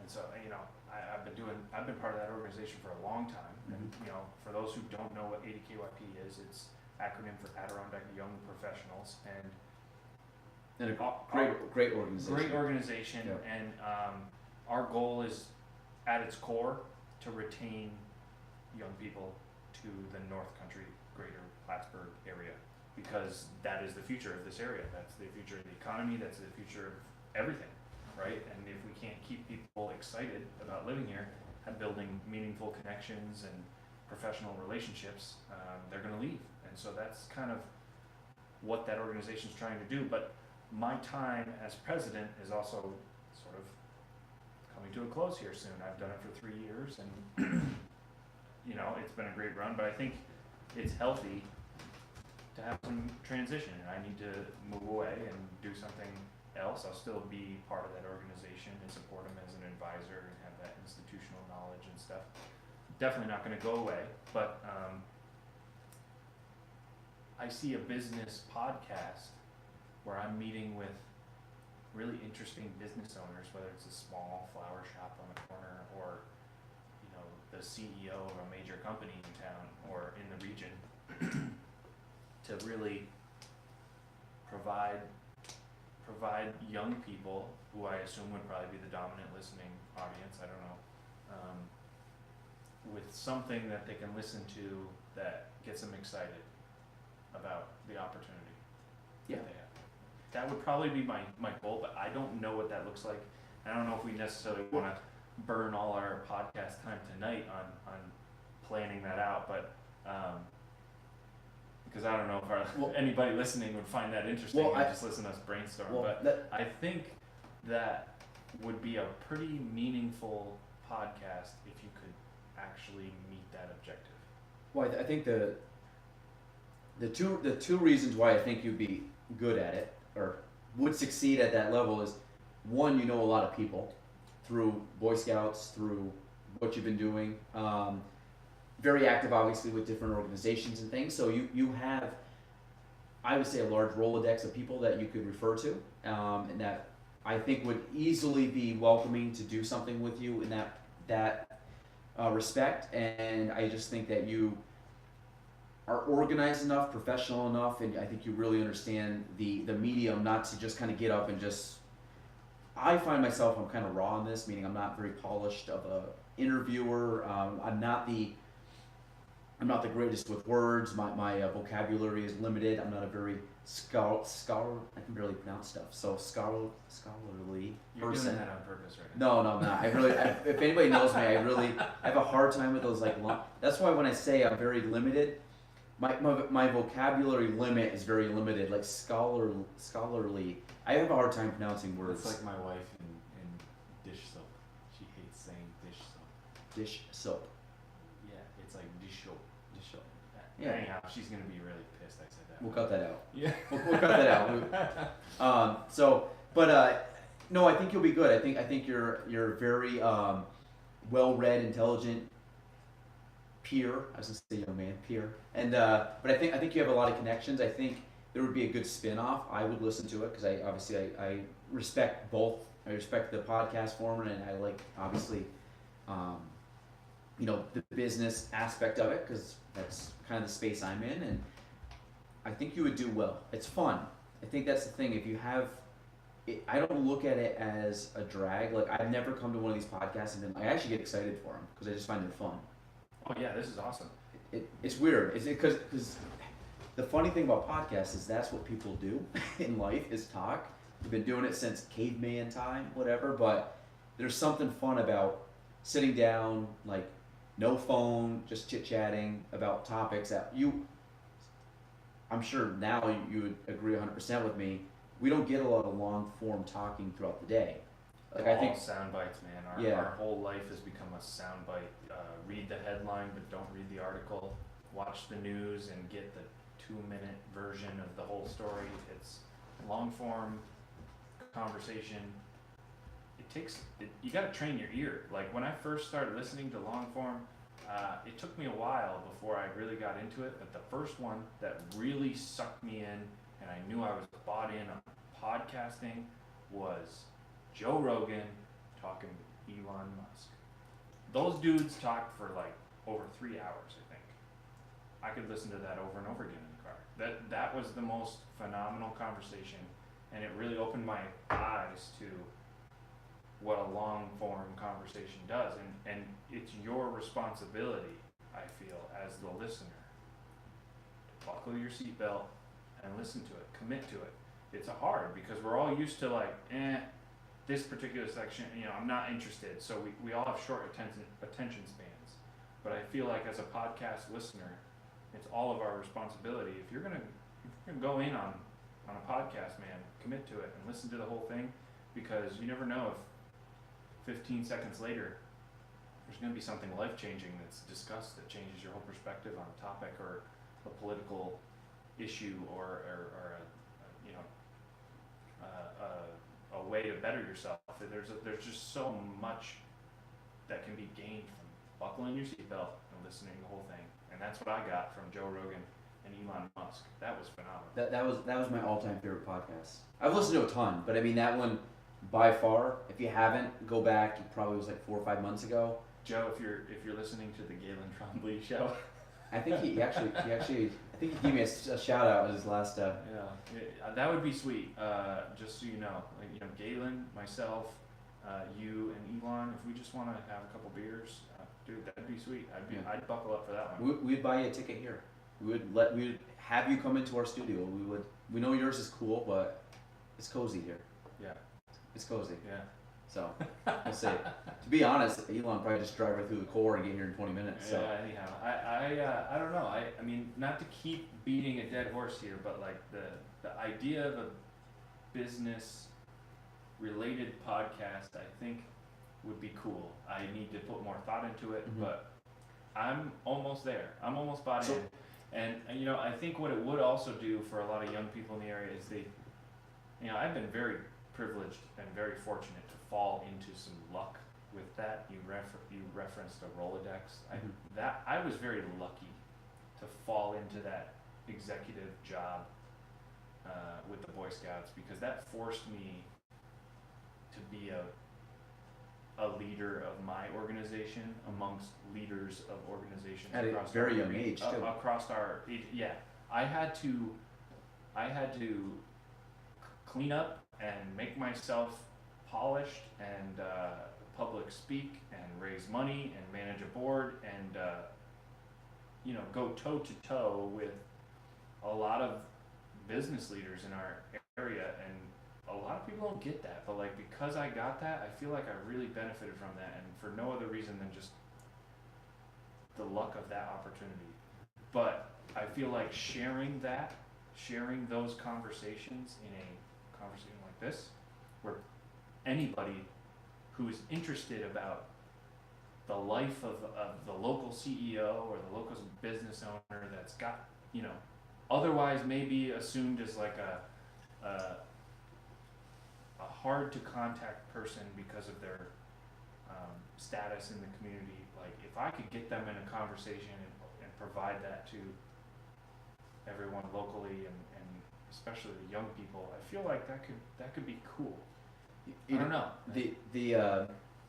But it's all luck, man. I just fell into that, and I think that's life. You fall into some opportunities and you either bail out of it or you make the most of it, and I feel like I tried to make the most of it. So I have a couple things. So like one, like the serendipity of meeting people, of events happening. Like a lot of it is, I talk about.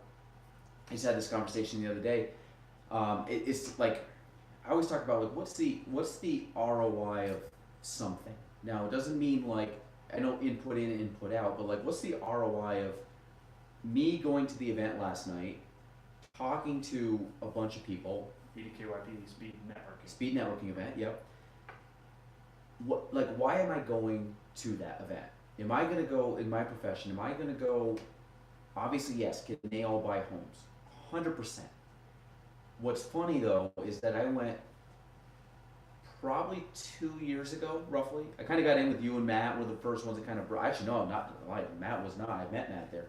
I think it was you and a couple of people I knew. I was like nervous to go. I'm not a very. I've grown into being way more social than I was. Networking's hard. I was a true introvert, and still am a true introvert. And it was kind of funny. I was talking to somebody today about it.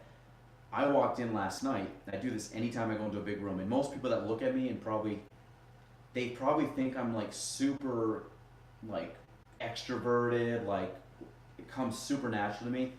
I get anxiety every time I go to an ADKYP event. If I go to a chamber event. I've got to the point where I've gotten out of my car at a chamber event, like been walking to the door, and in my head the whole time was like 50-50 about turning around and just going home.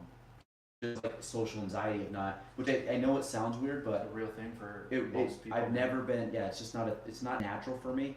Obviously, I've never had a time where I've walked into one of those events and been mad that I didn't turn around and leave. It's all like, the right step is always to go, because like, you always have a good time, you meet somebody, people I know that are there, but I still to this day have that like knotted up feeling. Even last night, and I knew probably 80% of the people that are going to be there, I still get that nervous feeling. Just something I've slowly kind of pushed down, or like back of my mind or down to my gut kind of thing, where I'm now more open than I used to be. But I used to, like, I 3 years ago is when I started going to those things, 2 years ago. So think about it, I've been in for 9 years. It took me like 6 years to even get over the hump to go to those events. So, but when you talk about bringing on like different people, I think that's fascinating, because I'm again just getting to the point where I'm starting to feel myself be a peer with somebody that's a 55-year-old business owner. Yes. I'm not. It's a dynamic shift. Yeah, and it was in my head, like I'm like I said, just getting to it. When I was starting in the business, like why couldn't I go to an event and talk to somebody that was 50 years old and as a 23-year-old and had a conversation? I didn't.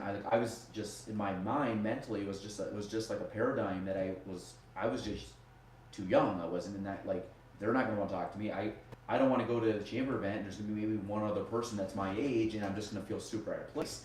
That's the farthest thing. To be honest, those people that are 50s and 60s love talking to the younger kids.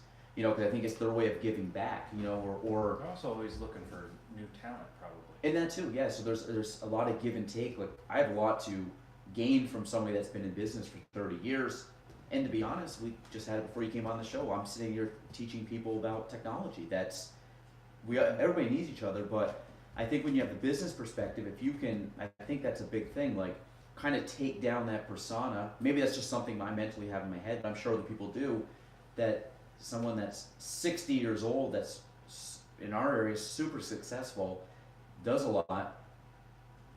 Somebody that I probably would not talk to, just because I have in my head thinking they would not ever want to talk to me, kind of deal, or would have nothing in common, or I would be basically a burden on their day, kind of deal.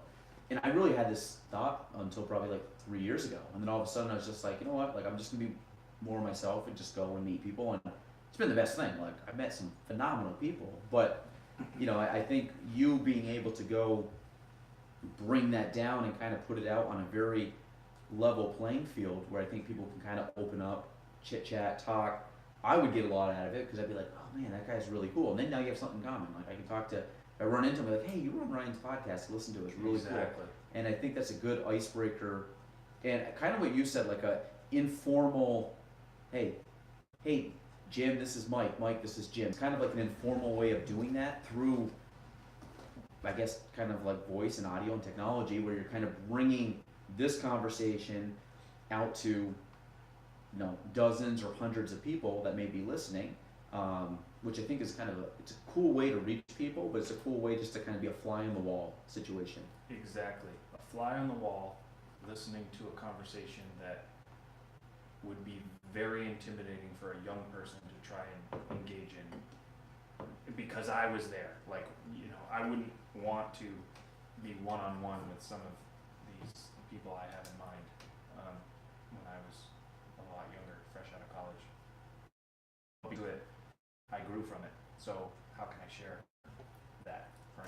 Well, I think you're, I've seen you at multiple, a year or two ago when we went to the Boy Scout dinner, with some pretty VIP type people, I would say, in our area in regards to like some Congress people and some, basically emceeing the event as 27-year-old, you know what I mean? Yeah. So,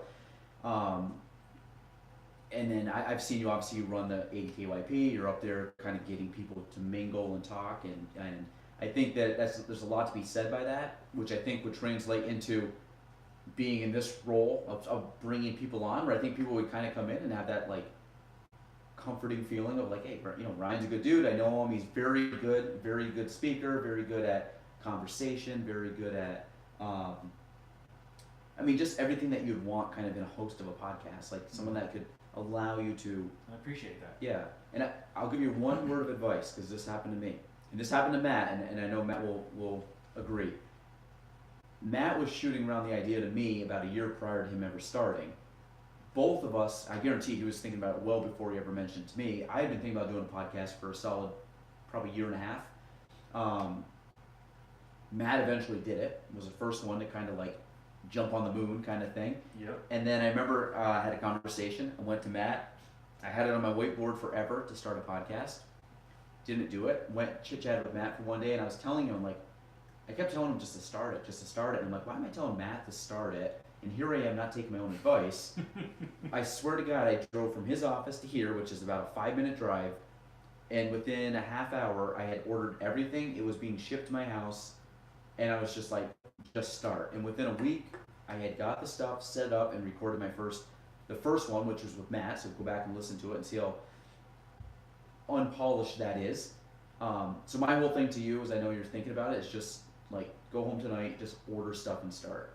Because I think that's a lot of it is, if you're thinking, because I think you're already to the point where you're going to do it. It's just more of like, just do it and just start. Yeah, and I have some bare bones equipment that I could probably even use, like if I wanted to record a podcast tonight, which I wouldn't, but if I wanted to, I could. I've got a MacBook, great software on it. I've got a preamp that logs in from 2 different inputs that I can hook up mics to, which I have 2 mics. They're not nice mics like yours, but You might have a couple more covers you can steal. So. But they're mics that would certainly do the job, and I've run testing on them, and they sound okay to me. Mm-hmm. But yeah, I think I just want to make sure I understand my focus and how I want to run it. Very just like, oh, we're going to kind of make this up as we go. And then the second one got better, and the third one got a little bit better. Or at least I felt better, more comfortable doing it. Name-wise, though, I think if you listen, I think the first 3 or 4 episodes, I asked each guest what the name of the show should be. And I don't think it was till episode 5 or 6 that I actually had the original, I had the Galen Trombley show, even though that was one of my first few picks. The reason I did it,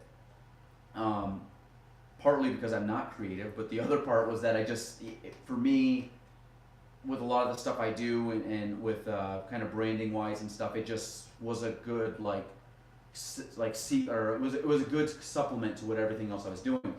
And this honestly could be like my big platform versus the other stuff that I do. I do a lot of video and things, but the name, that's why I went with it. For you, name wise, I don't think you need one before you start.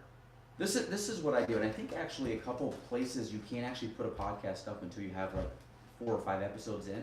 I think that's actually kind of like you pre-record 5 to. I did 6, and I want to say Matt did 6 or 7. And you're just ready. You got a pipeline of stuff you can post, and well, it doesn't put the pressure on that you have to keep up with it right away. I don't know if I think Matt actually told me that.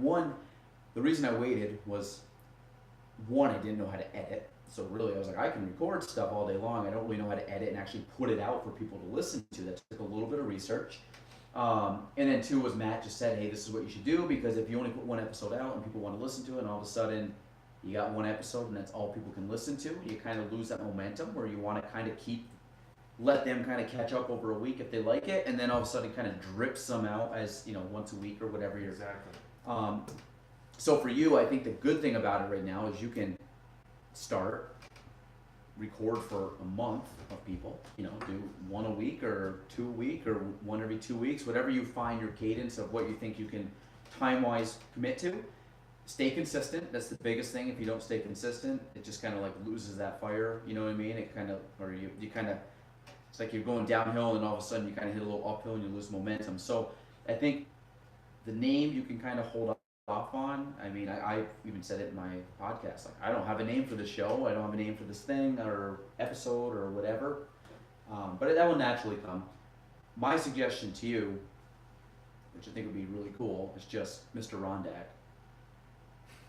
I think that's dope. Like, if you don't want to use your name, but I think that's really cool because then it'd be like, because it ties into your business, but it's kind of like, it's a play on words, and people from the North Country are like, it's kind of like, you wouldn't use like Adirondack Coast, but like, I just think like the Rondak podcast or like Mr. Rondak.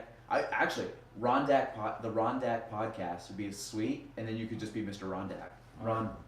Or let's talk business with Mr. Rondak or something. I don't even think That's you gotta too get. much. Yeah. See, it's too much of a mouthful. I think if you just go the Rondak Show or the Rondak Podcast, It connects something I'm working on as a side fun thing, but It- I don't see how Rondak. I don't know.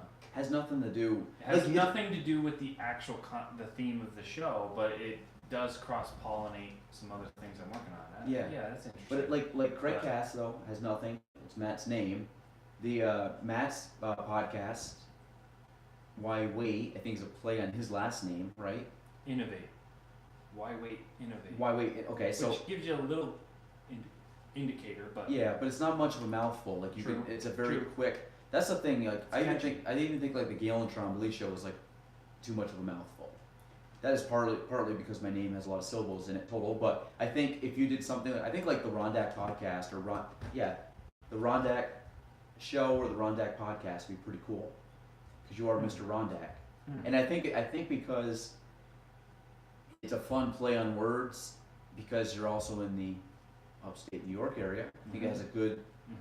I just like that. I like that vibe. I think it has a cool name. I think you do a lot with like the graphic of it. It gives me room to deviate if I need to. Yeah, I think you don't. That's the one thing I didn't want to do with this. I didn't want to wedge myself into it's a real estate podcast because then all of a sudden it's like, well, I want to talk to Ryan about music. No, I've already gone down that rabbit hole of I'm a real estate podcast. Now, could I have somebody come on here and talk all real estate? I mean, we have that with Ellie. You know, Realty Talk is 100% real estate based, but That's cool, by the way.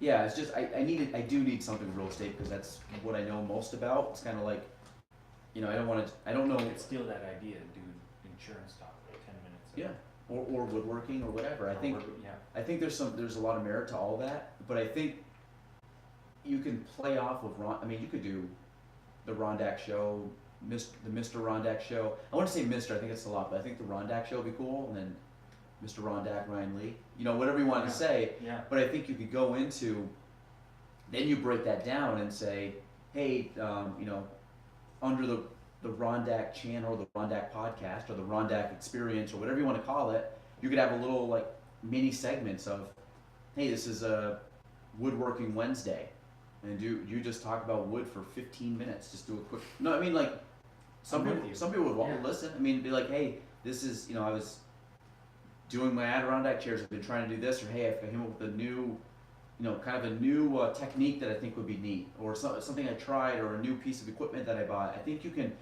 I think there's a lot of different avenues that you could branch off, but I wouldn't. My opinion is I want to pigeonhole yourself from the start by saying I'm only gonna do something. I think your base could be on business. And maybe I'm wrong. Maybe you do just say I just want to do business, and I think that's it. But I think the Rondak would be cool because it ties in your small business Yeah. to the area, No, which I think there's is a brilliant. connection there. There's the entrepreneurial start from the ground up. I don't want Rondak chairs and furniture to become my full-time job. Yeah, it's a hobby But- thing for you. But it does also connect to that entrepreneurial spirit of how do you run a business and and then you connect that with people who crushed it, Mm-hmm. Yeah. the ballers. Yeah. You know. Yeah, I think something on that. I would put Rondak in it. I just think that's Okay. you're starting I'm with you. you're starting to kind of you're going down that path, and I think it's a great path to go down. I think you've had some success, and Obviously, the quality is good. Connects everything together. Yeah, I think it's good. I'll let you stew on that, but I think you're Yeah. The chairs I made for your parents are like prototype 1 and 2. they're frankly shit compared to what I'm able to make now. But I think I paid you for what they were worth then at the time too. So I think you gave me a good discount on it. So we'll call it. Like I said, they were prototypes. I think they came right off of the ground floor. Are they still functional? Do they still fold, or are they just shit? There was a little bit of an issue, I think, when the weather kind of changed, because I think there was something with. But we ended up kind of just sanding down a couple things, and I think they were fine. Okay. So like I said, I do home calls. I need to go fix it. It was and tweak them up or upgrade them. Well, like I said, this was very, very much the. You know, it's like an iPhone. It goes to shit because they make it go Well, down to Ryan, shit, and then just yeah, you change the battery. You purposely made it last for a summer, so then every year he's got to come and make a service call and do FaceTime. Yep, every May, every May around Memorial Day, he comes in and rechecks your of a customer. Yeah, he just checks the screws and makes sure everything's good. So no, I think you're onto something. I feel confident that you could pull this off, which is good. I think you'd have fun doing it, which I think is the main thing. Yeah. Yeah, and it's fun. It really is. One of the things was you get to meet a lot of people, and it's funny the amount of people. This has been going on for, less than 2 months. I've been doing this. Like, actually, I'd say I'm going on month 3 of actually interviewing people, but it's only been public for less than 2 months. And the amount of random people, like people I know or maybe don't even know, that have mentioned, hey, I've listened to the podcast. Hey, I like your podcast. Hey, whatever with the podcast is kind of cool, and it's a conversation starter for one, and then a lot of them it's like I might have met them and they mentioned, I'm like, actually you'd be kind of fun to have on the podcast, like, and they're like, yeah, I will do it. I actually had one girl that's coming on, and she was funny because I said, would you ever do a podcast?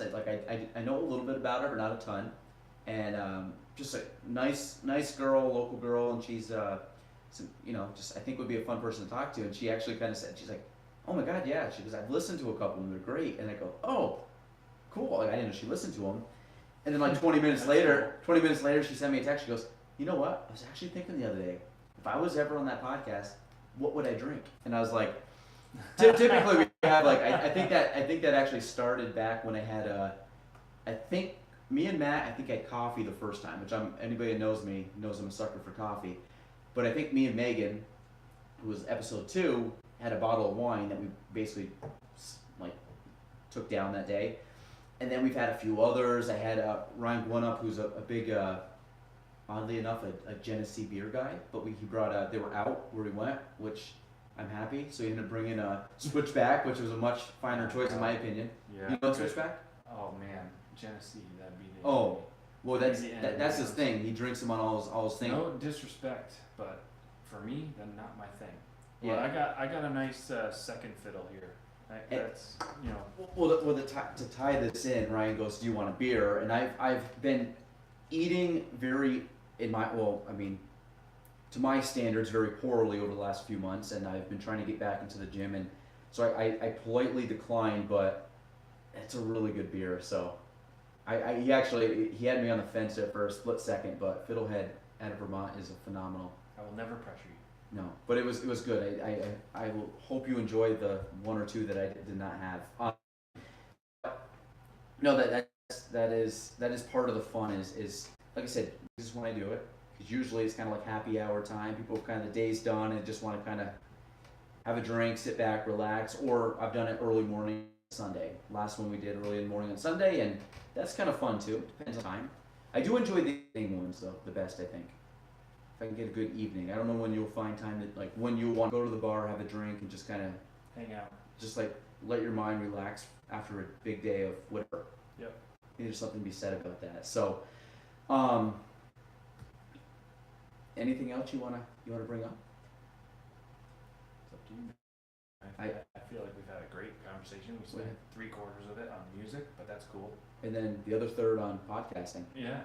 I'm happy with that. I think there was some other things which, to be honest, I will go over a couple of the topics, maybe rapid fire, but I was going to talk to you about the Rondak chairs, which we kind of touched on a little bit. Yeah. But I'll put that in the show notes. But they are phenomenal. Look them up on Instagram. I'll get all the correct details from you, so we can Sure. have people that want to follow you on that. But I obviously we kind of joke about it, but the prototypes that you made were phenomenal.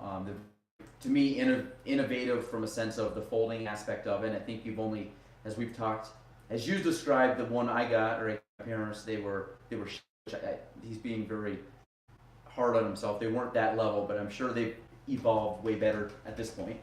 So if anybody's going to buy them, I could only imagine they were I thought very good quality back then, and I'm sure they're very high quality now. I've improved my source of lumber.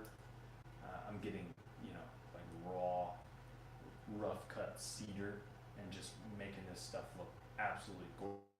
But then I'm also, and so cedar has natural oils in it Okay. that prevent decay. Cedar has the ability, much better than like the pine mixture that I leave unstained, unfinished pine out, unfinished stained cedar out. It's going to last long. But then you put the finish on it too, it's going to last and look that much better. So I've got that figured out. A few pieces of the folding mechanism figured out so it doesn't get stuck. There's been an issue with some early prototypes. They get folded up, stored in the off in the winter, and then they pull them out in the spring, and they're like tough to get. Creaking a little bit, yeah. Yeah, to unfold, and so I fixed that as well. That's why you make a prototype. But and that's also why I did that before I really launched Rondak chairs. But yeah, that has drastically improved. So Yeah, and check them out. They're very high quality, and I'm a big proponent of supporting local companies. Is just a good catalyst for just basically taking what we have here, being kind of a small, tight-knit area, and reaching in our local neighbors, whether it be food, chairs, whatever. If you're gonna buy an Adirondack chair, contact Mr. Rondak. It's locally made. Guy who's grown up here all his life. So I just think that there's a lot to be said about supporting your neighbor, in especially your small business. So please check Rondak chairs out. And on Instagram obviously is you can see a lot of cool designs and kind of what you're doing. I know you got a lot of progress pictures and a lot of. we're on Facebook too. Yes, you're on Facebook. Yep. We'll link it all up to make sure people can Sure. definitely get a hold of you. We touched on the Boy Scouts. We touched on the podcast, ADKYP. We touched on that a little bit. And actually a plug for Adirondack Young Professionals. If you're listening to this, I think we can all agree it's young at heart. But if you can, if you can go, to be a year member, it's $20, which to me is, basically stealing. It's very. Super good deal. It's a great deal. And I think we've talked about it before, and I've talked with other members that have come on that are in it. If you're listening to this and you just want to, maybe you don't know a lot of people, or you want to get to know more people, or maybe some people are like, hey, I'm in business and I want to meet some like-minded individuals. That group of people is second to none. I think they're just great, just like individual people. And it's funny is, I don't think any of us ever go there expecting to do anything business-wise. I literally think it's just like, I want to go see my friends and hang out with them tonight. So I think if you start to come to it, you'll see that everybody's super welcoming. You can talk to anybody there. They're all there with very just good vibes and good intentions, and I think you're just going to make some good friends. So I encourage anybody, if you're listening, you don't have to be a business owner or a salesperson or whatever. We have people that are in education, we have people that are in health, we have people, all these different people that are literally just making peer-to-peer connections, and I think they're all great. And if you guys can support that local organization, it is, I think, fun. I look forward to every event that is put on. So please check out ADKYP. They are on Facebook and Instagram. Check them out. And if you can, please come to our events every month. The other one is obviously podcasting. We talked about music. I think the big one that we didn't really talk about, we touched on your career. not too much of college, but I think the big one we didn't talk about, which I don't want to talk about today, because I want to leave this up because I think we will have a better podcast about this, is our golf. Which that's we could go. I mean, Launch that sucker in the spring. I think right now we're a little rusty. I mean, I know you've been taking a few cuts with the clubs in your probably other new hobby venture thing, but I don't know. We'll save that for another day. Yeah. That'll be later on. But little teaser there, indoor simulator type venture. In the I'll call it the barn, but we know the. But so we will talk about that again. I fully expect that you'll see a lot more of Mr. Rondak in the future episodes. We've got a few extra mics, so that should be fun. I think we're gonna have probably a podcast with more than just me and Ryan. We'll probably have a few extra of our friends come on, which I think will be a good time. And we'll probably get into golf at that point because maybe we'll bring the golf team on. You guys have actually heard of all individual people on the golf team at least once in a podcast, but it'd be fun to get everybody together. Yeah. We'll do that at some point. I think that'll be fun, so we can keep it to there, and that would be kind of the story of the tripod. On we've touched about that, but that episode 1. Episode 1 of no, we actually didn't bring it up with him. Episode 2 we brought it up. 2. But I think it's one that. Somehow Matt Craig, I think, gets into 90% of my podcast at some point in time. He's like the unofficial. He's never been a repeat guest, but he's like the mascot. Somehow and I always tell people too, if there's something that kind of a joke. We love Matt, great friend of the show, good, all around great dude, and basically one of the we've talked about podcasting on the side quite a bit. Just to help each other out, and what have you learned, what, kind of tweaks here and there. And what was funny is not being a repeat guest, but he's been on multiple times. And he's kind of one of those guys that he's like, he was going to be the backup today if you couldn't make it kind of deal. Like, Matt's like in the wings. And I think once we get on this, like the whole tripod thing, we've talked about it before, but people may have not heard that episode. So when this comes on and we actually have everybody there, it'd be funny to see everybody's perspective because everybody had different thoughts when it happened. I think I was actually the most, out of the three of us, the most welcoming of it, in the sense I was like, that makes sense. And then obviously you and the GD paintball. We talked about that. Losing the paintball. We might have talked about that with episode 2. Yeah, I think it was episode 2. It was either Matt or Meg, but we'll have all of them come on. I think that would be a good segue into that would be a fun one. That would be a good group. Absolutely, yeah. So that'd be good. But I think we'll stop there because honestly, I'm getting hungry. And I'm sure you're probably doing the same. Yeah. So actually, give yourself a plug. Where can people find you? Obviously, we will put this in the show notes, but Yeah. So again, business leader.